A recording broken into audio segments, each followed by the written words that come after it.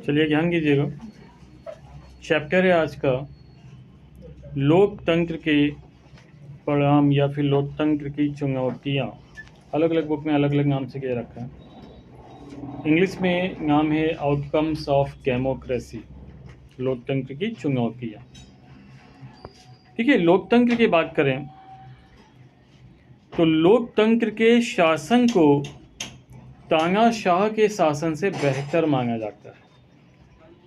लोकतंत्र क्या होता है? जनता का राज होता है, जनता के लिए होता है, और जो लोग शासन में होते हैं, सरकार में होते हैं, वो जनता के द्वारा ही चुने जाते हैं। ठीक है ना? तो इसके लिए पूरी तरह से जनता की ही भलाई होती है, जनता ही इसके लिए जिम्मेदार होती है, जिनको भी चुन करके भेजती है वो सरकार में, क्योंकि चुन करके जनता ने भेजा हुआ है। तो जिनको चुन करके भेजा है उनकी मानसिकता के बारे में वो पूरी तरह से परिचित होते हैं, उनकी सोच के बारे में पूरी तरह से परिचित होते हैं। ठीक है ना? तो जनता ही इसके लिए जिम्मेदार हो कि जनता के कल्याण के लिए ही वो काम करते हैं, और अगर ऐसा नहीं करते हैं तो अगले इलेक्शन में जनता अपना डिसीजन बदल भी सकती है, क्योंकि अगर उसे एहसास है सही है तो रिपीट करेगी, अगर उसे एहसास है गलत है तो वो चेंज करेगी। ये प्रजातंत्र है, प्रजातंत्र जो कि दुनिया का सबसे अच्छा तंत्र माना जाता है। सर, ये वाला रूल है ना, for the people, by the people, to the people. Very good. तानाशाही की बात करें तो तानाशाही में क्या होता है? एक व्यक्ति का शासन होता है और वो जो चाहता है वो करता है। तो तानाशाही को किसी भी तरह से बेहतर नहीं माना जाता है। लोकतंत्र में सभी नागरिकों को समान अधिकार होता है। व्यक्ति को उसकी गरिमा का अधिकार रहता है, यानी कि व्यक्ति को अपनी सेल्फ रिस्पेक्ट का अधिकार होता है, यानी कि आप जो भी करना चाहो आप उसे करने के लिए स्वतंत्र हैं, वहाँ तक जहाँ तक आपके करने से किसी और को समस्या ना हो। ठीक है ना? फैसले बेहतर लिए जाते हैं, टकराव को रोका जा सकता है और गलतियों को सुधारा जा सकता है। लोकतंत्र में लोगों को अपना शासक चुनने का अधिकार होता है और शासक पर नियंत्रण करने का अधिकार भी होता है, पर चिंता भी है कि क्या लोगों का ये अधिकार कायम रह पाएगा, क्योंकि बहुत सारे ऐसे देश हैं जहां पर लोकतंत्र को तानाशाह में बदलते हुए देर नहीं लगती। ठीक है? लोकतांत्रिक व्यवस्था राजनीतिक समानता पर आधारित होती है, अर्थात हर व्यक्ति को चुनाव लड़ने का अधिकार है, और किसी भी पार्टी का हो, सभी पार्टियों को बराबर का अधिकार है। व्यक्तियों को राजनीतिक क्षेत्र में बराबरी का दर्जा मिलता है, समानता का अधिकार मिलता है।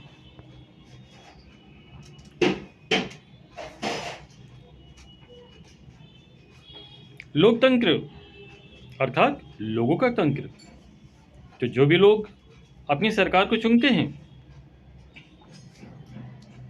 उस सरकार की जिम्मेदारी होती है कि सभी की गरिमा और सभी की आज़ादी की व्यवस्था की जाए, सभी की गरिमा और सभी की आज़ादी की व्यवस्था की जाए। यानी बात वही आ जाती है, सबका साथ सबका विकास। एक पॉइंट इसमें और था डायलॉग, वो हम भूल गए। सबका साथ सबका विकास, और एक और बोलते हैं, क्या बोलते हैं? किसी को पता हो तो बोलिएगा। चलिए, कुछ बच्चे गिराने की कोशिश कर रहे हैं अपनी हंसी से। ठीक है ना? चलिए ध्यान दीजिएगा। तो बहुमत के शासन का अर्थ होता है धर्म, नस्ल और भाषा के आधार पर बहुसंख्यक समूह का शासन नहीं होता, बल्कि इसका मतलब यह होता है कि हर एक फैसले को बहुमत के आधार पर उसका निर्माण किया जाए। बहुमत यानी जिसको मिले ज़्यादा मत, वोटिंग, उसके आधार पर ही फैसले किए जाते हैं। क्लियर है? अब यहाँ पर जैसे इस क्लास में बैठे हुए हैं 11 लोग, अगर किसी बात को लेकर के डिस्कशन हो रही है, हम लोग किसी भी टॉपिक पे डिस्कस करते हैं, तो फिर उस टॉपिक पर फैसला कैसे लिया जाएगा? भाई जिस तरफ ज़्यादा लोग वोटिंग करेंगे उसी तरफ फैसला हो जाएगा, सीधी सी बात है। तो इसी तरह से सरकार में भी होता है, बहुमत के आधार पर ही फैसले लिए जाते हैं। पर वो गलत भी तो हो सकती है सर। अब ज़्यादातर लोग जो कह रहे हैं वो गलत तो नहीं हो सकता, कम लोग गलत हो सकते हैं, ज़्यादा लोग गलत नहीं हो सकते हैं। ये तो अहंकार हो सकता है कम लोगों का कि उनको लगता है कि ज़्यादा लोग गलत हो जाएंगे। आपकी फैमिली में 4 लोग हैं, वहीं से 6 लोग 6 लोग हैं, 6 लोग में से 5 लोग एक बात कह रहे हैं और आप अलग बात कह रहे हो। आपको लगता है आप सही हो, 5 लोग गलत हैं आपकी फैमिली के, 5 लोग गलत हैं, आप सही हो, नहीं ना? वो अहंकार हो सकता है एक व्यक्ति का, क्योंकि हम सभी एक परिवार में हैं, एक फैमिली में हैं। सर वो ठीक है ना? लेकिन मेरा कहने का मतलब नहीं था, जैसे कुछ चीजें होती है ना कि कई सारे लोग गलत बोल रहे होते हैं लेकिन एक इंसान जो होता है वो सही बोल रहा होता है, लेकिन ये उस इंसान का अहंकार भी हो सकता है, घमंड भी हो सकता है, ना, हो सकता है, बिल्कुल हो वो सकता तो है। है तो नहीं वो ठीक है वाला। ना? ज़्यादातर लोग गलत हो और एक व्यक्ति सही हो, ये उसका अहंकार होता है, चूँकि ज़्यादातर लोग गलत नहीं होते। समझ में आएगा? ज़्यादातर लोग गलत नहीं होते। आपकी फैमिली में 6 लोग हैं, 5 लोग एक बात को बोल रहे हैं, आप अलग बोल रहे हो, तो 5 लोग गलत नहीं होंगे। ठीक है ना? डेफिनेटली सीधी सी बात है। और अगर वो गलत हैं भी तो भी चलेगी उन्हीं की। ठीक है ना? क्योंकि प्रजातंत्र, लोकतंत्र और संविधान का मतलब ही यही है कि बहुमत के आधार पर ही फैसले होते हैं। सीधी सी बात है। तो लोकतंत्र के बारे में हमने आपको बताया कि जनता अपने प्रतिनिधियों का चुनाव करती है, जनता के हितों को ध्यान में रख करके कानून बनाए जाते हैं और जनता की इच्छा तक ही जो सरकार में लोग हैं चुने हुए, जनता की इच्छा तक ही वो सरकार में रह सकते हैं। ठीक है ना? ये बात ध्यान देनी चाहिए। वैध शासन का मतलब है कि जो शासन चलेगा वो नियम और कानून के आधार पर ही चलेगा। ठीक? तानाशाही एक ऐसी व्यवस्था होती है जिसमें एक व्यक्ति का ही शासन होता है और उसी के आगे इसको सभी लोगों को मानना पड़ता है, कि उसे हम लोग तानाशाही कहते हैं। तो वो जो किंग बनते हैं वो जो किंग बनते हैं वो, बिल्कुल सही बात है, आपने बिल्कुल सही समझा। हिटलर वगैरह जैसे एग्जाम्पल ले लो, वर्ल्ड का सबसे बड़ा तानाशाह माना जाता है हिटलर को। ठीक है ना? तो इसे तानाशाही कहते हैं, आपको याद आ गया होगा। राजनीतिक समानता की बात करें तो जहाँ पर लोकतंत्र होता है वहाँ पर राजनीतिक समानता होती है, सबको मिलता है बराबर का हिस्सा, बराबर का दर्जा।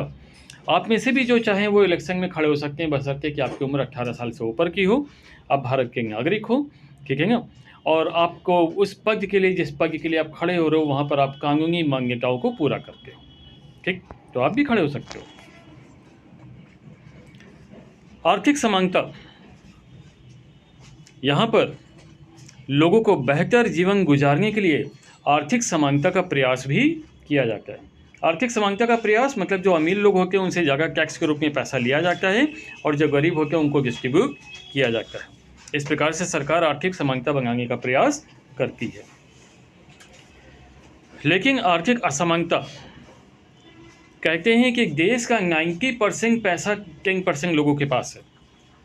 देश का 90% पैसा 10% लोगों के पास है और 10% पैसा 90% लोगों के पास है। ठीक है ना? यानी कि देश में है आर्थिक असमानता। ठीक है ना? देश में सबसे बड़ा जो ग्रुप है, बिजनेस ग्रुप है, वो है टाटा ग्रुप। दूसरे नंबर पर आता है अंबानी ग्रुप। तीसरे नंबर पर आता है अडानी ग्रुप। ये देश के 3 सबसे बड़े ग्रुप हैं। इनके पास देश का कितना पैसा होगा आप उसका अंदाज़ा लगा सकते हो। तो हमने क्या सीखा? लोकतंत्र क्या है? लोकतंत्र यानी कि जनता का राज्य, जहाँ पर जनता अपने प्रतिनिधियों को चुन करके सरकार का गठन करती है और ऐसी सरकार को लोकतांत्रिक सरकार कहते हैं।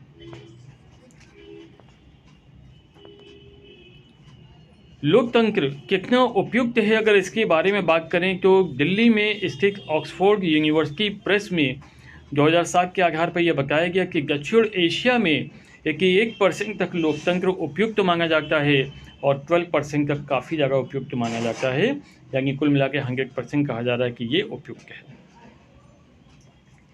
बांग्लादेश में 93% तक ये उपयुक्त है और 7% तक काफ़ी उपयुक्त है। टोटल करके 100% ही उपयुक्त आ रहा है। लंका में 92% तक उपयुक्त है और 8% तक काफ़ी ज़्यादा उपयुक्त है। टोटल यहाँ पर 100% उपयुक्त का ही आ रहा है। भारत में भी 92% तक उपयुक्त है और 8% तक काफ़ी उपयुक्त है। पाकिस्तान में केवल 84% तक उपयुक्त है और 16% तक काफ़ी उपयुक्त है। नेपाल में 79% तक उपयुक्त है और 21% काफ़ी उपयुक्त है। कुल मिलाकर के बात हम यही सीखते हैं, निष्कर्ष यही निकलता है कि लोकतंत्र ही सबसे उपयुक्त शासन की एक व्यवस्था होती है। तो लोकतंत्र अन्य व्यवस्थाओं से बेहतर है। क्या सीखा? लोकतंत्र अन्य व्यवस्थाओं से बेहतर है। विश्व के 100 से भी अधिक देश लोकतंत्र का दावा करते हैं। विश्व में कितने देश हैं? 197 देश हैं। बिल्कुल सही कहा किसी बच्चे ने, 197 कंट्रीज़ हैं। 100 से ज़्यादा कंट्रीज़ इस बात का दावा करती हैं कि उनके यहाँ लोकतंत्र की व्यवस्था है। 100 से ज़्यादा कंट्रीज़। लोकतांत्रिक व्यवस्था में लोगों को अधिकार प्राप्त होता है अपनी सरकार को चुनने का। मानवाधिकार दिवस मनाया जाता है 10 दिसंबर को। मानवाधिकार दिवस मनाया जाता है। ह्यूमन राइट्स डे, मानवाधिकार दिवस मनाया जाता है 10 दिसंबर को। लोकतांत्रिक सरकार में सभी नागरिक एक समान होते हैं। लोकतांत्रिक सरकार में सभी नागरिक एक समान होते हैं। शिकायतों का बना रहना लोकतंत्र की सफलता का प्रतीक है। शिकायतों का बना रहना, आपको शिकायत करने का अधिकार है, ये भी बड़ी बात है, ठीक है ना? क्योंकि अगर शिकायत करने का अधिकार ही नहीं रह जाएगा तो फिर लोकतंत्र कहाँ रह जाएगा फिर, ठीक है ना? निम्नलिखित में से किस एक देश को छोड़कर हर जगह तानाशाह पर लोकतंत्र को प्राथमिकता दी जाती है? पाकिस्तान, ठीक है ना? ये एक ऐसा देश है जहाँ पर लोकतंत्र को प्राथमिकता नहीं दी जाती है, तानाशाह को प्राथमिकता दी जाती है। ये आपकी बुक कह रही है, ठीक है ना, कि यहाँ पर तानाशाह को प्राथमिकता दी जाती है। यहाँ पर जनता का राज्य नहीं चलता, यहाँ पर आर्मी यानी फ़ौज का राज चलता है। और फ़ौज का राज बहुत ही खतरनाक होता है क्योंकि वहाँ पर जनता की बात सुनी नहीं जाती।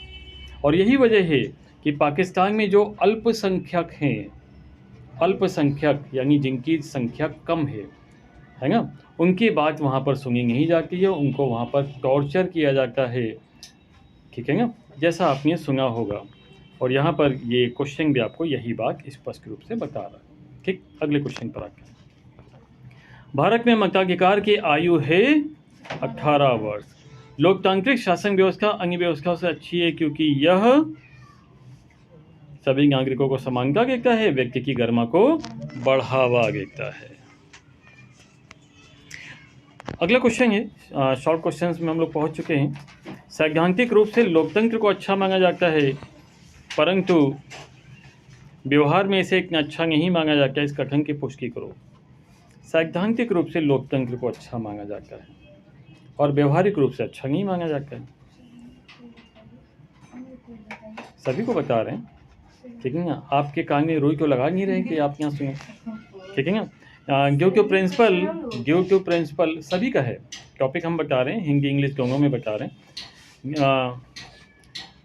On the basis of principle democracy is better, democracy is better than any other cracy.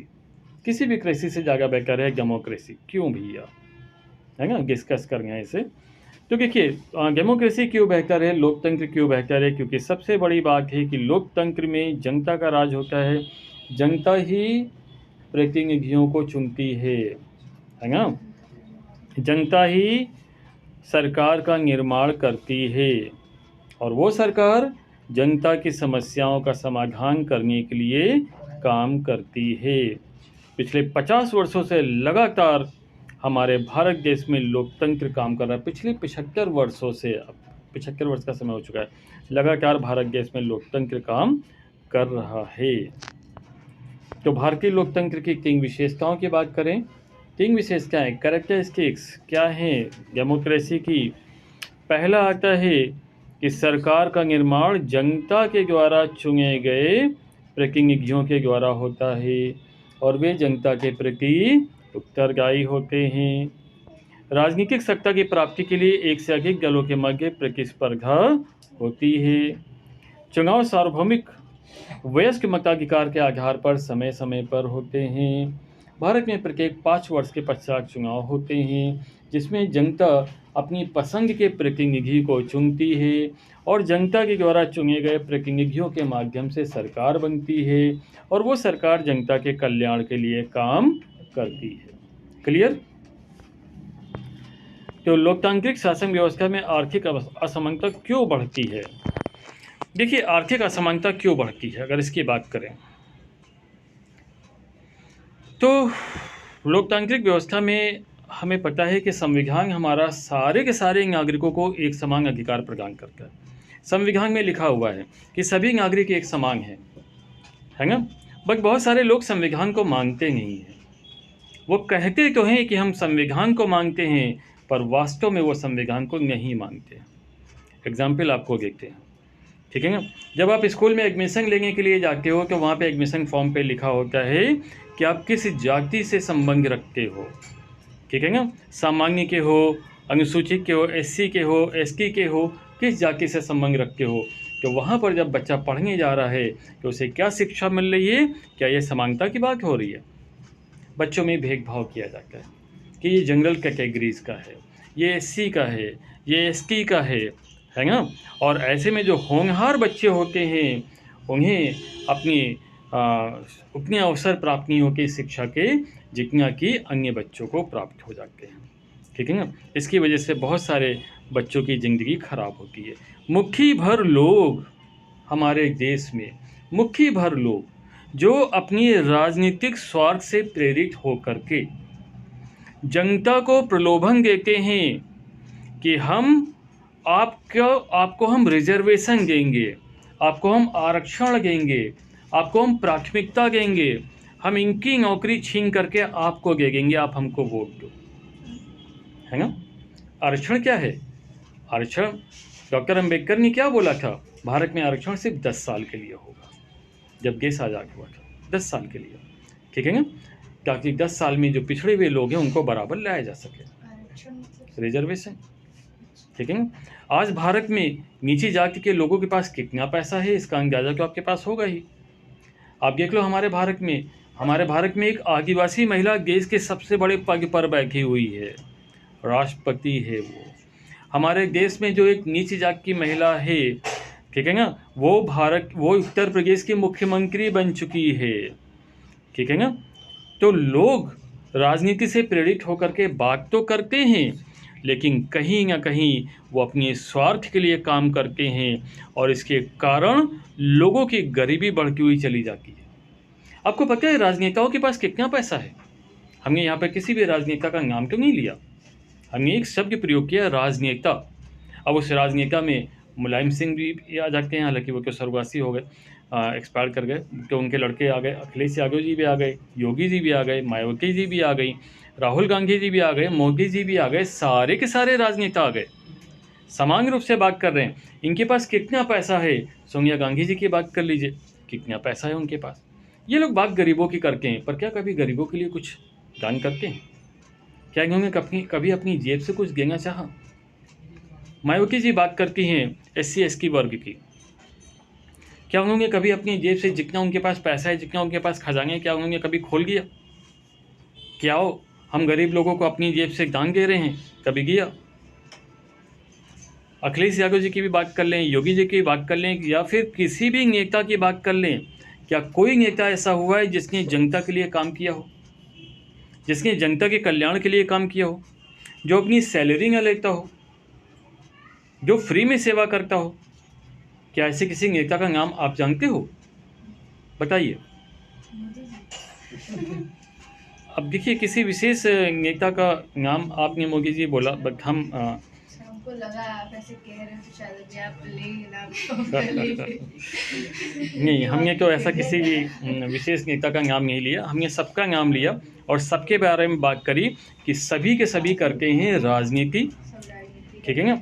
और जनता के कल्याण के लिए अगर किसी को काम करना है तो खोल के वो खजाने, और बाकी पैसा जनता को। हाँ, कुछ विशेष लोग जरूर हैं जो कि भारत के इतिहास में पिछले 75 सालों में ऐसा पहली बार हुआ है कि 80 करोड़ लोगों को लगातार वो राशन दे रहे मुफ्त में, कुछ विशेष लोग, ठीक है ना? यहाँ पर भी हमने किसी विशेष व्यक्ति का नाम नहीं लिया, वो आप सभी जानते, उनके बारे में नाम लेने की आवश्यकता नहीं है। ये कभी नहीं हुआ और ये बंगे चले जाएंगे कि ये बंद भी हो जाएगी स्कीम, ये फिर भविष्य में होगा भी नहीं, ठीक है ना। क्योंकि ऐसा करने के लिए भी जज्बा चाहिए। 5 किलो राशन हर व्यक्ति को, टोटल 80 करोड़ व्यक्ति को देगा। आपको बोला जाए तो आप दे पाओगे क्या? लगातार, हर महीने, हर बार, अपनी सैलरी से देते हैं। ठीक है ना। दे तो रहे, कोई और क्यों नहीं दे रहा था इससे पहले किसी ने दिया हो तो बताइए, दे क्यों रहे? हर एक ने तो अपनी खजाने को भरा, पर कोई तो है ऐसा जो जनता के खजाने को भर रहा है, जनता को खाने को रोटी दे रहा है, ठीक है ना। वो क्या कर रहा है? वो देश में असमानता को दूर करने का प्रयास कर रहा है। वो क्या कर रहा है? गरीबों को ज़्यादा अमीर बनाने का प्रयास कर रहा है, क्योंकि गरीबों का पैसा जो रोटी में ही खर्च हो जाता था, कुछ तो उनकी हेल्प होती है। तो यहाँ पर जो हमारा क्वेश्चन है, असमानता क्यों बढ़ रही है? तो असमानता इसलिए भी बढ़ती है क्योंकि आम आदमी की आमदनी गिरती चली जा रही है, गरीबों की संख्या बढ़ती चली जा रही है, ठीक है ना। कुछ ऐसी पार्टियां हैं जो कहती हैं कि गरीबी दूर करेंगे, पर वो गरीबी दूर नहीं करती, वो गरीबों को ही दूर कर देती है, ठीक है ना। निश्चित रूप से 1992 की बात है, जब हम हाई स्कूल का पेपर देने जा रहे थे सोशल स्टडी का, तो यहाँ जहाँ पर प्रेक्षागृह बना हुआ है, वहाँ पर उसमें गरीबों की एक बहुत बड़ी बस्ती हुआ करती थी। सुबह सुबह जब हम गए थे पापा के साथ में, कि वहाँ पे बस्ती थी, और जब 10 बजे पेपर दे के लौटे थे कि वहाँ पे आग लग गई थी, पूरी बस्ती वहाँ से उजड़ गई, और अब वहाँ पे बन गया प्रेक्षागृह। तो ये इस बात का स्पष्ट उदाहरण है कि कुछ लोग ऐसे होते हैं जो गरीबी दूर नहीं करते हैं, गरीबों को ही दूर कर देते हैं, ठीक है ना। चलिए, तो पहले भारत जो था, भारत में भी पहले जो खाद्यान्न था, जो अनाज था, उसके लिए भारत विदेशों पर निर्भर करता था, परंतु अभी भारत अपने आप में काफ़ी अनाज पैदा करता है और वो अपने देश के लोगों को खिलाता भी है। लोकतंत्र में राजनीतिक समानता की बात होती है। क्लियर? भारत में लोकतांत्रिक सरकार नागरिकों की गरिमा और आज़ादी के लिए किस प्रकार से प्रयत्नशील है? एक क्वेश्चन हमने ये भी बोला है, शायद नहीं बोला, ये नहीं बोला था। दूसरा क्वेश्चन, लोकतंत्र के 3 लाभों का उल्लेख करो। तो लोकतंत्र के 3 लाभ की बात करें तो पहला लाभ जो हमारे सामने आता है वो आता है स्वतंत्र और निष्पक्ष चुनाव। क्योंकि सभी लोकतांत्रिक देशों में एक निश्चित वक्त के बाद चुनाव कराए जाते हैं, पता है, ठीक है ना। ये चुनाव निष्पक्ष होनी चाहिए, सभी दल अपने उम्मीदवारों को खड़ा करते हैं और मतदाता अपनी इच्छा के अनुसार किसी को भी चुन सकते हैं, ठीक है ना। ये प्रतिनिधि जनता के प्रति उत्तरदायी होते हैं और जनता की इच्छा पर्यंत अपने पद पर बने रहते हैं। जब तक जनता चाहेगी तब तक ही ये पद पर बने रहेंगे, ठीक है ना। 5 साल में चुनाव होते हैं, स्वतंत्र चुनाव होने चाहिए, ठीक। दूसरा क्या है? कानून पर खुली चर्चा। लोकतंत्र देशों में सरकार जो भी कानून बनाती है वो कानून तभी बनते हैं जब उस कानून पर सभी दलों के नेता बैठ करके विचार विमर्श करते हैं और उसे जनता के समक्ष रखा जाता है। जनता उस फैसले को मानती है तभी कानून बनता है, और नहीं मानती है कि वो कानून सरकार को वापस भी लेना पड़ता है। क्लियर? सूचना का अधिकार। जनता को लोकतंत्र में सूचना का अधिकार होता है, यानी कि सरकार के फैसले लेने में नियमों का पालन हुआ है या नहीं हुआ है उसके बारे में पूरी जानकारी जनता ले सकती है सरकार से। सूचना का अधिकार है, राइट टू इन्फॉर्मेशन जिसे आप कहते हैं। आप किसी भी तरह की सूचना ले सकते हो। आप ये भी पूछ सकते हो कि कोई मंत्री विशेष एक दिन में अपने ऊपर कितना पैसा खर्च करता है, और वो पैसा वो अपनी सैलरी से खर्च कर रहा है या फिर वो जनता के खजाने से खर्च कर रहा है। आप इसकी भी सूचना ले सकते हो। राइट टू इन्फॉर्मेशन कानून आपको ये सूचना देने का अधिकार देता है, ठीक। और इसी कानून के आधार पर जो वकील लोग होते हैं वो सूचना निकाल लेते हैं किसी भी मंत्री के बारे में कि वो जो भी यात्रा कर रहा है, विदेशों में घूम रहा है या फिर अपने ऊपर खर्चा कर रहा है, तो वो कहाँ से खर्चा कर रहा है, अपनी सैलरी से या फिर खजाने से, देश के खजाने से। पूरी सूचना उसको मिल जाएगी। जवाबदेह सरकार का गठन। सरकार जो होती है वो जवाबदेह होती है, उसे कायदे कानून को मानने पड़ेंगे और उसे, क्योंकि उसका निर्माण ही लोकतांत्रिक प्रक्रिया के आधार पर हुआ है, जनता ने निर्माण किया है और जनता के प्रति उसकी जवाबदेही बनती है। अगला क्वेश्चन है, लोकतंत्र किन स्थितियों में सामाजिक विविधता को संभालता है? देखिए, लोकतंत्र की बात करें तो लोकतंत्र में अनेक तरह के समाज पाए जाते हैं, अनेक तरह की सामाजिक व्यवस्थाएं पाई जाती हैं, और इन सामाजिक व्यवस्थाओं के बीच में एक टकराव ना हो, सामंजस्य बना रहे, और इसके लिए ज़रूरी होता है कि जो नियम होते हैं, कायदे होते हैं, कानून होते हैं, वो उनको बनाए जाते हैं। क्योंकि ये जो नियम है, कायदे हैं, कानून है, इसी को हम संविधान कहते हैं। जो लिखित रूप में है। और लिखित रूप में है मतलब यहाँ पे शर्तें हैं और इन शर्तों को सभी को पूरा करना होता है। पहली शर्त, लोकतंत्र का अर्थ है बहुमत की राय से शासन करना नहीं होता, बल्कि इस तरह से शासन करना होता है कि जनता के प्रतिनिधि के रूप में वो व्यक्ति सरकार में आया है, जनता के कल्याण के लिए ही वो काम करेगा। क्लियर? ऐसा कोई काम नहीं करेगा जिससे जनता का कल्याण ना हो, जनता का बुरा हो, ऐसा कोई काम नहीं करना चाहिए। दूसरा क्या, बहुमत के शासन का अर्थ धर्म, नस्ल या भाषा के आधार पर शासन करना नहीं होता, बल्कि वो सबको बराबर का मौका देता है और सरकार की नज़र में सभी नागरिक एक समान होते हैं। क्या बोला हमने, सुना नहीं? Right to equality. हाँ, राइट टू इक्वलिटी, बिल्कुल सही बात है। इक्वलिटी का अधिकार होना चाहिए। और अगर ये हमारा संविधान कहता है तो हम पूछते हैं उन सारे लोगों से कि जब हमारा संविधान समानता का अधिकार कहता है कि रिजर्वेशन क्या कर रहा है, फिर क्या ये हमारे समानता के अधिकार का हनन नहीं है? ठीक है ना, सबको एक बराबर होना चाहिए। जब रिजर्वेशन के आधार पर कोई व्यक्ति डॉक्टर बनेगा, वो 3rd क्लास पास है, उसको पढ़ने में टैलेंट नहीं है, बल्कि वो रिजर्वेशन के आधार पर उसे डॉक्टर में पढ़ाई करने का मौका मिलता है, वो डॉक्टर बनता है, तो ऐसे डॉक्टर के इलाज से क्या बच्चे मरेंगे नहीं जब उनका इलाज करेगा? ठीक है ना। तो जहाँ पे बात काबिलियत की होगी, जहाँ पर बात योग्यता की होगी, जहाँ पर बात जनता के कल्याण की होगी, वहाँ पर भेदभाव नहीं करना चाहिए। हाँ, भेदभाव करना है तो वहाँ करो, आर्मी में करो, भेज क्यों पहले मरने के लिए रिजर्वेशन में जो जाएंगे, रिजर्वेशन वाले पहले मरेंगे जा करके, ऐसा होता है क्या? ऐसा नहीं होता है। क्यों? क्योंकि वो हमारे देश की सुरक्षा का सवाल है। वहाँ पर हमको काबिल व्यक्ति चाहिए। आर्मी में रिजर्वेशन नहीं है। क्यों नहीं रिजर्वेशन है आर्मी में, है ना? आर्मी में रिजर्वेशन क्यों नहीं है? क्योंकि ये हमारे देश की सिक्योरिटी का सवाल है। यहाँ पे जो काबिल होगा वही जाएगा। सर उसके लिए कौन सी पढ़ाई करनी पड़ती है आर्मी ज्वाइन करने के लिए? आर्मी के लिए फोर्सेस की पढ़ाई होती है, जैसे एनडीए होती है, नेवी के लिए पढ़ाई होती है, अलग अलग तरह की पढ़ाइयाँ हैं, आप उनको सर्च कर सकते हो गूगल पे। ठीक है ना। भारत में लोकतंत्र की सफलता के लिए 3 दशाएं, तो देखिए पहला आता है निष्पक्ष प्रेम। भारत में लोकतंत्र की सफलता का मेन आधार है प्रेस। प्रेस को आज़ादी है, प्रेस है ना, रिपोर्टिंग, जो टीवी के न्यूज़ चैनल्स आते हैं, आज़ादी है, पर ये आज़ादी का गलत फ़ायदा नहीं उठाना चाहिए। क्योंकि ये जो न्यूज़ चैनल्स हैं किसके हैं भाई? एनडी टीवी ले लो, अडानी का है ना। तो ये जो टीवी चैनल्स हैं बड़े बड़े लोगों के हैं, बड़े बड़े उद्योगपतियों के हैं, रिच व्यक्तियों के हैं, वो किसी एक व्यक्ति को फेवर करते हैं। ऐसा नहीं होना चाहिए। ठीक है ना। जो प्रेस है वो निष्पक्ष होनी चाहिए, ईमानदार होनी चाहिए और सांप्रदायिकता के ऊपर होनी चाहिए, है ना। आज हमारे पढ़ाई में भी कई बच्चे रिपोर्टर हैं, प्रेस में हैं, ठीक है ना। और वो क्या करते हैं, नंबर 2 के तरीके से पैसा कमाते हैं, क्योंकि हमारे स्टूडेंट थे तो हमको पता है कि वो किस तरह से पैसा कमा रहे हैं।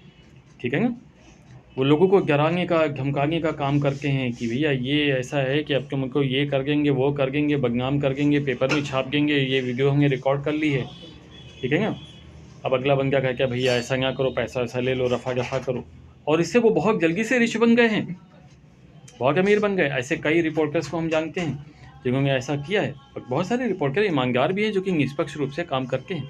तो कहने का तात्पर्य ये है कि जो भी व्यक्ति भविष्य में जाकर के रिपोर्टिंग का काम करता है उसे निष्पक्ष होना चाहिए, ईमानदार होना चाहिए, किसी व्यक्ति के दबाव में काम नहीं करना चाहिए। अगला आता है गरीबी का अंत। देखिए लोकतंत्र की सफलता के लिए ये भी आवश्यक है कि गरीबी का अंत किया जाए, जनता को भरपेट भोजन मिले, जनता को भरपेट भोजन मिले, क्योंकि जब तक कि आपका पेट नहीं भरा होगा तब तक कि क्या आप पढ़ाई भी कर सकते हो? पढ़ने में मन लगेगा? नहीं लगेगा। तो काम आपको किसी भी तरह का करना हो, कोई भी करना हो, उसके लिए सबसे पहले पेट भरा होना ज़रूरी है। और शायद इसीलिए भारत सरकार लोगों को पेट भरने का काम करके लोगों को राशन दे रही है फ्री में, ताकि लोगों का पेट भरा हो और वो देश के विकास के लिए काम कर सकें, लोगों के कल्याण के लिए काम कर सकें। राजनीतिक दलों का आर्थिक एवं राजनीतिक सिद्धांतों पर आधारित होना। देखिए अगर लोकतंत्र को सफल होना है ना, तो सिद्धांतों पे काम करना होगा, स्वार्थ पे काम नहीं करना होगा, सिद्धांतों पे काम करना होगा, सबके कल्याण पे काम करना होगा। नागरिकता का उच्च चरित्र, देखिए नागरिक जो हमारे देश के हैं, नागरिक जो हमारे देश के हैं वो उतने ही महत्वपूर्ण हैं जितना कि किसी भी चैन में हर एक कड़ी होती है। कोई भी चैन उतनी ही मजबूत होती है जितनी उसकी सबसे कमज़ोर कड़ी। उसी प्रकार से हमारे देश के नागरिक हैं, जो हमारे देश का नागरिक सबसे कमज़ोर होगा वहीं से हमारे देश को खतरा उत्पन्न होगा। ठीक है ना? तो ज़रूरी है कि हर एक व्यक्ति सिद्धांतों पर काम करे। चलिए, कि हिंदी मीडियम की बुक से हमने बता दिया, अब इंग्लिश मीडियम की बुक पर आते हैं। चैप्टर का नाम है outcomes of democracy. Democracy means rule by the people, of the people and for the people. It states that every citizen should take part in the decision making process of country directly or indirectly। क्या बताया गया? लोकतंत्र जो होता है भैया, एक शासन होता है जो लोगों के द्वारा होता है, लोगों के लिए होता है। ठीक है ना? और यहाँ पे हर एक नागरिक को डिसीजन मेकिंग में पार्ट लेना चाहिए, डायरेक्टली या फिर indirectly. 3 elements of democracy are election, political parties and right to choice। 3 elements of democracy पूछा जाएगा एग्जाम्स में।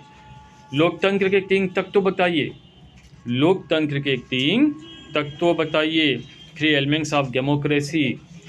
दोनों बुक से बता रहे हैं कि जो किसी बुक में क्वेश्चंस नहीं है वो दूसरों को फायदा से मिलेगा। ठीक है ना? इसलिए बहुत ध्यान से देखना है हिंदी और इंग्लिश मीडियम के बच्चों को, दोनों को ध्यान से। तो 3 elements हैं, एक तो है इलेक्शन, चुनाव होने चाहिए। पॉलिटिकल पार्टीज, राजनीतिक दल होने चाहिए। राइट टू चॉइस, आपको चुनने का अधिकार होना चाहिए। 3 एलिमेंट्स है डेमोक्रेसी के। The worst form of government are monarchy, rule of military और rule by any religious leader. सबसे बुरा शासन सरकार का मालूम क्या होता है? वो क्या है? मोनार्ची, यानी राजा वाला, जिसमें कोई राजा होता है, या फिर मिलिट्री का रूल, तानाशाही, या फिर मिलिट्री का रूल हो, या फिर कोई रिलीजियस लीडर, कोई धार्मिक नेता अगर वो शासन करता है वो भी खतरनाक होता है, क्योंकि धार्मिक नेता अपने धर्म पे ध्यान देगा, देश के कल्याण पर ध्यान नहीं देगा। अगला आता है the 3 qualities of democracy are. Democracy की 3 क्वालिटीज होती है। अकाउंटेबल टू पीपल, लोगों के प्रति जवाबदेही होती है। लेजिटिमेटली इलेक्टेड बाय वोटर्स, और वोटर्स यानी जनता के द्वारा वो चुने जाते हैं। Responsive to the need of citizen, और जनता की ज़रूरत के हिसाब से वो काम करते हैं। क्लियर? फिर आता है the outcomes result of democracy. भैया डेमोक्रेसी के, प्रजातंत्र के क्या चुनौतियाँ हैं?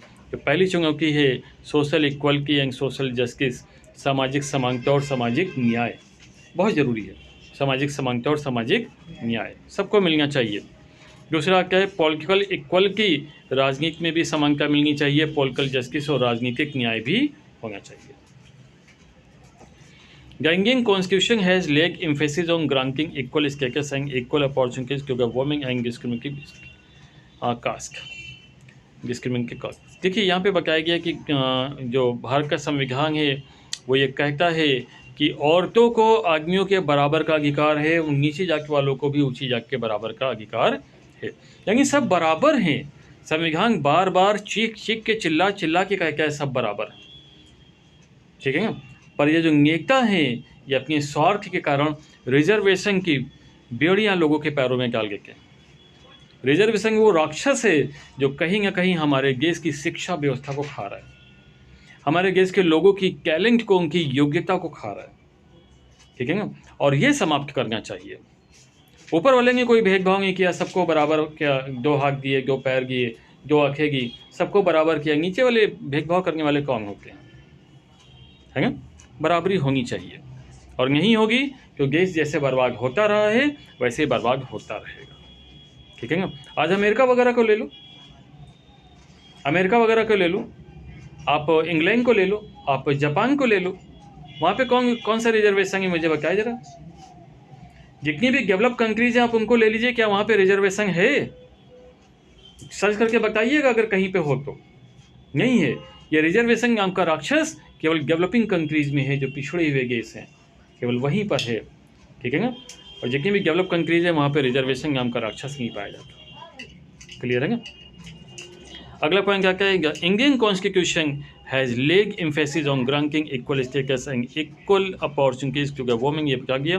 इन Bangladesh more than half of the population living poverty, Bangladesh में आधे से ज़्यादा जो जनसंख्या है वो गरीबी की रेखा के नीचे निवास करती है।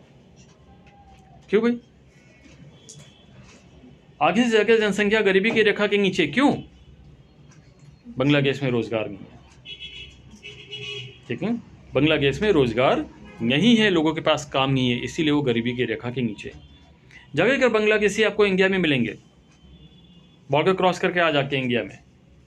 क्यों इंडिया में आ जाते हैं? अगल बगल के बहुत सारे कंट्रीज हैं, वहाँ पे क्यों नहीं जाते? बिल्कुल सीधी सी बात है। आप किसी भी अगर मेहमानी में भी जाओगे कि उस घर में जाओगे जहाँ पे कम से कम आपको 2 बूंद पानी को मिल जाए, प्यासे को पानी को मिल जाए, कुछ खाने को मिल जाए, वहाँ पे मेहमानी में भी जाओगे, ठीक है ना। और ऐसे घर पे क्यों नहीं जाओगे ना जहाँ पे पीने को पानी भी ना मिले, या जहाँ पे आपसे पूछा जाए भैया चाय पियो के बना के चाय पियो तो बना के, ठीक है ना। तो ऐसे घर में जाकर तो नहीं पसंद करोगे, सीधी सी बात है। पसंद वहीं करते हैं आदमी जाएंगे जहाँ पर उसका मुंह भी ना खुले, वो कुछ मांगे भी ना, और बिन मांगे उसको सब कुछ मिल जाए, जहाँ पे मेहमानों का स्वागत हो, है ना। मेहमान नवाजी जहाँ पर होती है, लोग वहाँ पर जाना पसंद करते हैं। इसीलिए बहुत सारे जो आसपास के मुल्क के लोग हैं वो भाग करके भारत में आते हैं, क्योंकि भारत में तहजीब है, अदब है, संस्कार है, भाईचारा है, प्यार है ना, भाईचारा, ठीक है ना। भाइयों को भी चारा डालना पड़ता है। नहीं, कुछ लोग भाई को चारा बना के खा जाते हैं और कहते हैं भाईचारा है, ठीक है ना। चलिए, तो when people have full affection and love for each other and they resolve their differences amicable, it is called harmonious social life।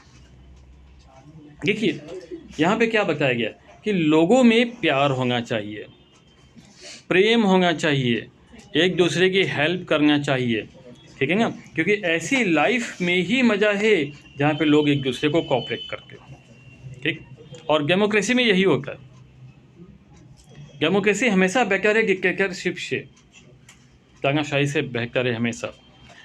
Democracy में सक्सेस के चांसेस ज़्यादा होते हैं, इलेक्शन जो होता है वो फ्री होता है, ठीक है ना। अब यह ऐसा नहीं होता, मतलब अभी मैंने देखा कि किसी कंट्री में इलेक्शन हुए कि कल इलेक्शन हुए कि बोला ये नेताजी जीत रहा है, आज बोले दोबारा से गिनती होगी, ठीक है ना। क्यों भैया, कल की गिनती में कुछ खराबी थी क्या जो आज दोबारा से गिनती होगी, ठीक है। क्यों? क्योंकि वहाँ पर बैलेट पेपर से वोटिंग हुई और बैलेट पेपर की गिनती की जा रही है, वहाँ पर रिजल्ट को भी प्रभावित किया जा रहा है। कौन जीतेगा कौन हारेगा, वही जीतेगा जो आर्मी जिसको सपोर्ट करती है। तो ऐसा नहीं होना चाहिए, क्योंकि इंसान बेईमानी कर सकता है, मशीन बेईमानी नहीं कर सकती, ये ध्यान रखिए, ठीक है ना। हम और आप बेईमानी कर सकते हैं पर ये मोबाइल बेईमानी नहीं करेगा, ये वही रिकॉर्ड करेगा जो इसके सामने होगा, सीधी सी बात, ठीक है ना। अकाउंटेबल गवर्नमेंट, अब देखिए अकाउंटेबल गवर्नमेंट का हमने बताया कि गवर्नमेंट जो होती है वो जनता के प्रति जवाबदेह होती है। करप्शन, वर्ल्ड बैंक ने ये बताया कि जो पब्लिक ऑफिसर्स होते हैं, जो पब्लिक ऑफिसर्स होते हैं वो क्या करते हैं, अपने प्राइवेट यूज़ के लिए करप्शन करते हैं, घूसखोरी करते हैं, ठीक है ना। और ये नहीं होना चाहिए। गवर्नमेंट रिस्पॉन्सिबल होनी चाहिए, ट्रांसपेरेंसी होनी चाहिए, यानी कि जो कुछ भी हो वो जनता के सामने हो और जनता के कल्याण के लिए। तो जैसा कि हमने बताया कि democracy is better than any other form of rule because it promotes equality among the citizens, enhance the dignity of the individuals and improve the quality of decision making। तीन बातें डेमोक्रेसी में। जनता में समानता, नागरिकों में समानता की बात करता है, नागरिकों के गर्व को, उनके अभिमान को बढ़ाता है और डिसीजन मेकिंग में उनकी बराबर की भागीदारी होती है। Democracy is not preferred by this country. कौन से देश में डेमोक्रेसी नहीं है? पाकिस्तान,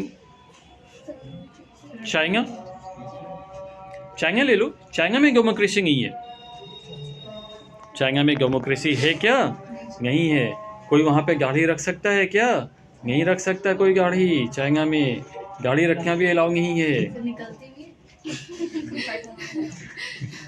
निकलती तो है वैसे, तो क्या नेचुरल सब आके निकलेगी, पर आप रख नहीं सकते वहाँ पर क्योंकि कानून बहुत सख्त है, ठीक है ना। गाड़ी रखने में क्या टेंशन?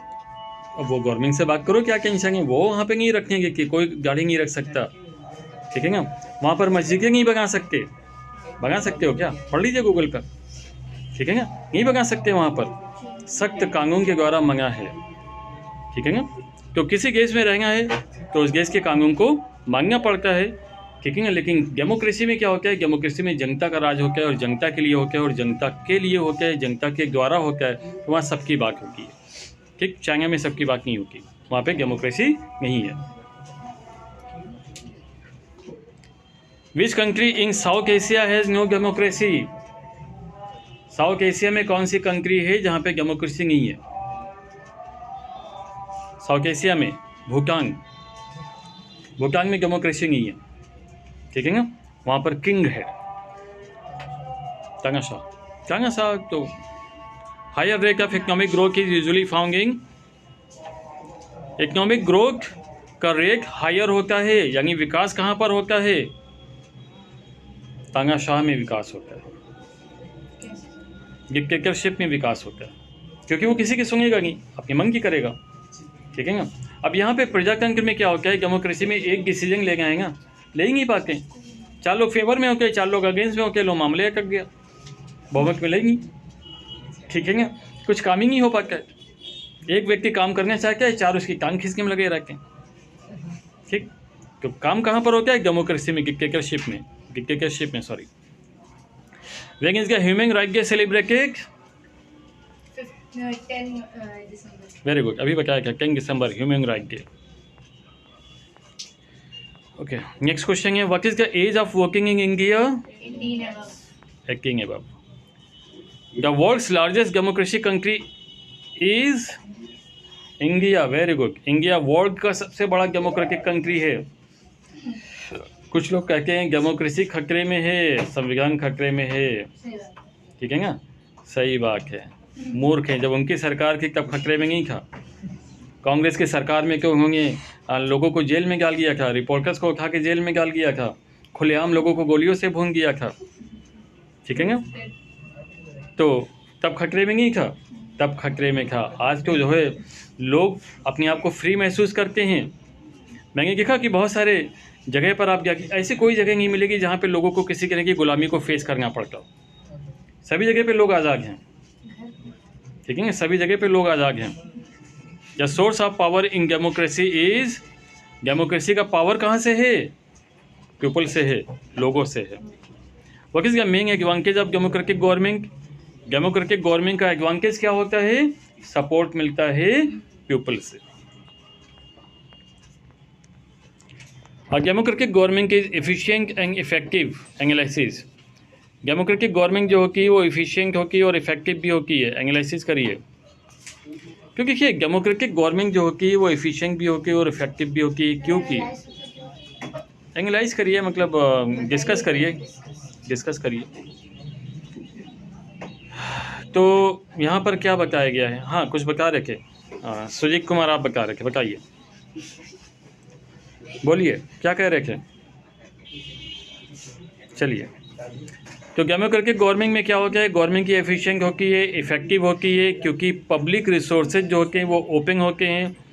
और जो भाई जो मैनर्स होते हैं ना, गवर्नमेंट किसके लिए? जनता के द्वारा बनाई गई है, जनता के लिए बनाई गई है और जनता के कल्याण के लिए बनाई गई है, गरीबी को दूर करने के लिए बनाई गई है। इसके लिए रूल्स एंड रेगुलेशंस होते हैं। गुड गवर्नमेंट वही होगी जो इकोनॉमिकल और पॉलिटिकल दोनों ही तरीके से वहाँ पर इक्वलिटी पाई जाए। क्लियर? कुछ बच्चे डिस्कस करने का प्रयास कर रहे हैं, यहाँ पढ़ने में मन लगे तो क्लास से जा सकते हैं, हम उनको परमिशन दे रहे हैं, ठीक है ना।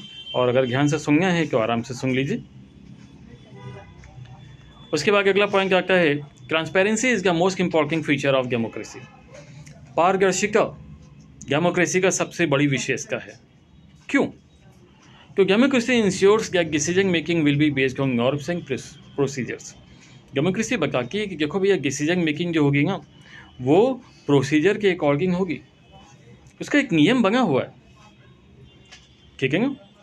तो कोई भी नागरिक ये जान सकता है कि सरकार ने जो भी कानून बनाए, जो भी नियम बनाए हैं, क्या वो किस कानून के अंतर्गत कानून बनाया गया, संविधान के किस अनुच्छेद के अंतर्गत कानून बनाया गया। ये हर एक नागरिक का अधिकार है। डिसीजन मेकिंग में सपोर्ट भी कर सकता है और ट्रांसपेरेंसी भी ले सकता है। क्लियर? क्योंकि बहुत सारी गवर्नमेंट आई और हर एक गवर्नमेंट अपनी अपनी तरीके से अपनी वर्क बैंक को बढ़ाने के लिए काम करती है, जबकि डेमोक्रेसी ये कहती है कि हमें अपनी वर्क बैंक को लेकर काम नहीं करना चाहिए, बल्कि हमें जनता के कल्याण के लिए काम करना चाहिए। Democracy can not reduce inequality of income between different citizens. Explain. Democracy लोगों के बीच में जो असमानता है ना इनकम को लेकर के, उसे दूर नहीं कर सकती। एक्सप्लेन करो। तो देखिए इसकी मेन वजह होगी कि जो डेमोक्रेसी होगी उसमें एक्सपेक्टेशंस बहुत हाई होगी। जब भी आप किसी सरकार को चुनते होंगे तो आपका अपना स्वार्थ होता है वहाँ पर कि आप किसी सरकार को क्यों चुनते हो, क्योंकि आपको उस सरकार से कुछ चाहिए। ठीक है ना?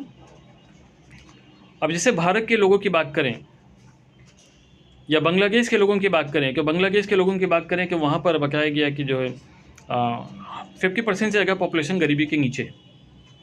तो वहाँ की जनता अपनी सरकार से क्या चाहती है कि वो रोज़गार के अवसर उपलब्ध कराए, वहाँ की गरीबी दूर हो।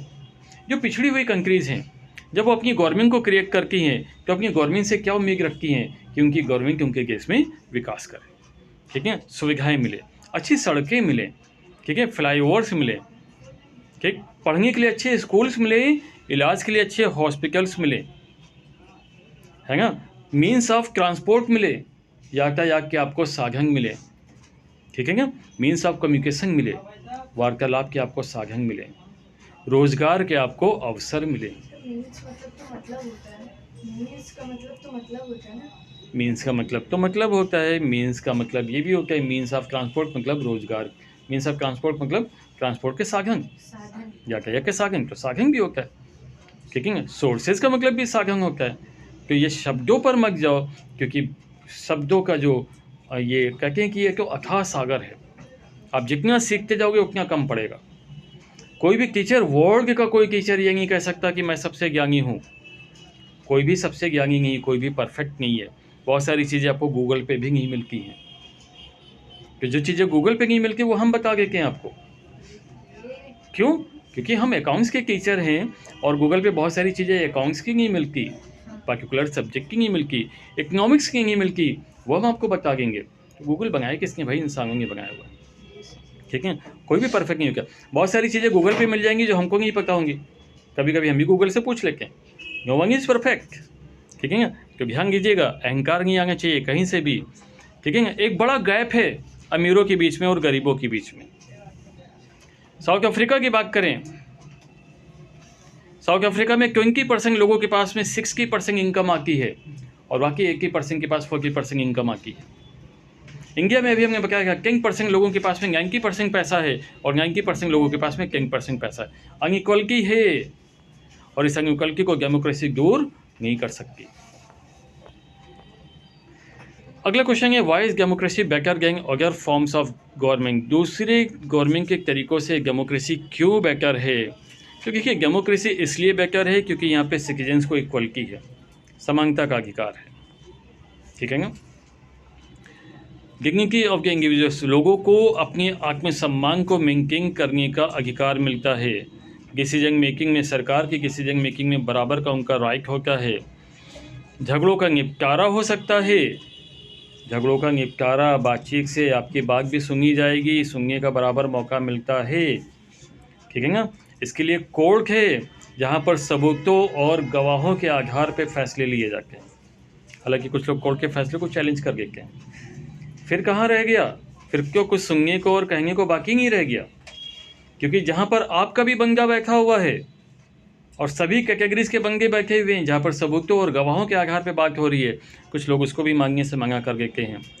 तो ये तो वही कहा जाएगा कि वो तो संविधान को मांगते नहीं, संविधान से कुछ भी ऊपर नहीं होता, क्योंकि कोर्ट तो संविधान के आधार पर काम करती है, कानून के आधार पर काम करती है, इक्वलिटी की बात करती है, झगड़ों को दूर करने का काम करती है, गलतियों को करेक्ट करने का काम करती है। ये सारी चीज़ें कहाँ होती हैं?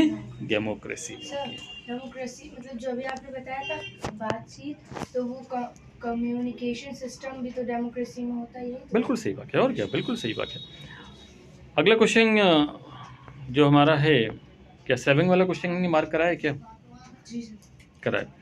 Secularism is not an ideology of some political parties और पर्सन। नहीं कराएंगे। नहीं कराया तो फिर आ गया ये। Democracy system is based on political equality. Democracy system जो होता है ना, वो पॉलिटिकल इक्वलिटी पर बेस करके इसे प्रूव करो। क्योंकि डेमोक्रेसी कभी होगी जबकि वहाँ पे जो गवर्नमेंट बनेगी वो जनता की बनेगी, जनता के द्वारा बनेगी, जनता के लिए बनेगी, तभी डेमोक्रेसी है। जहाँ पर हर एक सिटीजन को जो एक सर्टेन एज का है, यानी इंडिया में 18+, उसे वोट डालने का अधिकार है। ठीक है ना? उसे वोट डालनी चाहिए, ऊपर उठ करके, जातिवाद से ऊपर उठ करके, स्वार्थ से ऊपर उठ करके, लिंग और धर्म से ऊपर उठ करके वोट डालना चाहिए। धर्म के आधार पे वोटिंग नहीं करनी चाहिए। डेमोक्रेसी बताती है कि सभी पॉलिटिकल पार्टीज जो होती वो एक बराबर होती है। अब जैसे हमारे भारत में बहुत सारे काम ऐसे होते हैं जो कि धार्मिक काम है, और यहाँ पर धार्मिक रूप से भेदभाव किया जाता है, जो कि नहीं करना चाहिए। जैसे एक मुझे ध्यान आता है कि जो कुछ लोग हज करने जाते हैं उनको सब्सिडी दी जाती है सरकार की तरफ से, जबकि मैंने पढ़ा हुआ है कुरान में कि कुरान में कोई भी धार्मिक काम जो होता है उन्हें अपनी कमाई के आधार पर करना चाहिए, किसी से जो है हेल्प लेकर के नहीं करना चाहिए। ये साफ साफ लिखा हुआ है कुरान में। अगर हम सही कह रहे हो तो कुछ बच्चे बैठे हुए बता सकते हैं, ठीक है ना? तो ये गलत है। सरकार को अगर करना चाहिए तो वो सबके लिए करे, है ना, और नहीं तो किसी एक के लिए पर्टिकुलर ना करे। हर चीज़ के देखो रूल्स हैं, आपके घर के भी अपने रूल्स हैं, आपके पिताजी के रूल्स बनाए हुए, आपकी माताजी के रूल्स बनाए हुए, देश में भी रूल्स हैं, कोचिंग में भी रूल्स होते हैं, स्कूल में भी रूल्स होते हैं, रूल्स हर जगह होते हैं, और रूल्स को फॉलो करना जरूरी होता है।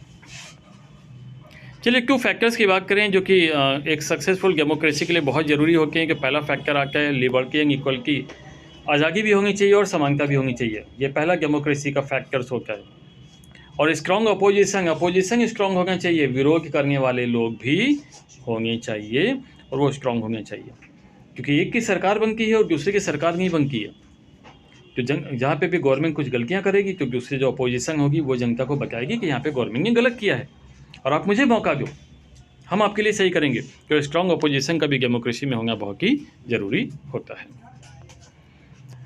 Describing 3 essential conditions for the success of democracy in India.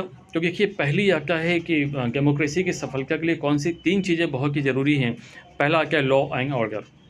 Law and order बहुत ज़रूरी है, कानून व्यवस्था बहुत ज़रूरी होता है, क्योंकि जब भी लोग कानून व्यवस्था को अपने हाथ में लेते हैं तो वहाँ पर उनके लिए खतरा उत्पन्न होता है। जो कानून व्यवस्था को अपने हाथ में लेते हैं उनके लिए खतरा उत्पन्न होता है, ठीक है ना? उनको शुरू में क्यों बड़ा अच्छा लगता है, पुलिस चौकी फूंक दी, गाड़ियाँ फूंक दी, है ना? और उनको ध्यान रखना चाहिए अगर सारे के सारे लोग यही करने लगे, जंगल राज हो गया, है ना, उनके साथ में कल कोई ऐसा करता है कि उनको फूंक देता है, समझिएगा, ठीक है ना? क्योंकि रावण तो हर साल फूंका जाता है, ठीक है ना? तो अगर उनके साथ में ऐसा हुआ कि उनको फूंकना शुरू कर दिया किसी ने, क्योंकि कोई तो है जो उनसे भी ज़्यादा पावरफुल है। हर शेर से बड़ा कौन होता है? सभा शेर होता है, बब्बर शेर होता है, ठीक है ना? तो कोई भी सुप्रीम पावर नहीं है, सबसे बड़ा कोई ना कोई है, उससे भी बड़ा कोई है। और सबसे बड़ी बात है कि जो लॉ एंड ऑर्डर होता है उसको मेंटेन करने का काम कौन करती है? पुलिस करती है, फोर्स करती है, गवर्नमेंट करती है। ये बहुत ज़रूरी है। जब भी हम लॉ एंड ऑर्डर को हाथ में लेंगे तो क्या होगा फिर? गवर्नमेंट क्या बोलेगी? शो टैक्स एक्ट, देखते ही गोली मार दो इसको, ठीक है ना? देखते ही गोली मार दो इसको। लेकिन कुछ लोग कहेंगे भाई कितने करोड़ लोगों को गोली मारेंगे, ठीक है ना? तो गवर्नमेंट क्या बोलती है? गवर्नमेंट कहती है हम करोड़ों को गोली नहीं मारेंगे, जो सबसे पहले आएगा लेकिन उसको मार देंगे। आ जाओ कौन आएगा, ठीक है ना? यही गवर्नमेंट बोलती है।